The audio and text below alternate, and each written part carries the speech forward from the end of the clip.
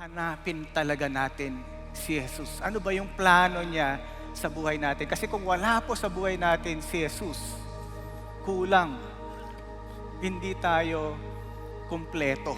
You will seek me and find me when you search for me with all your heart. Kung nandito po kayo para hanapin mo si Jesus, hindi lang makarinig ng message, kung ang purpose natin dito is to meet Jesus, sabi niya, you will find me if you search for me with all of your heart. Breakthrough starts when we seek Jesus wholeheartedly. Jesus knows exactly where we are in life today and He's willing to meet us. Alam ng Panginoon kung ano yung sitwasyon ng buhay mo.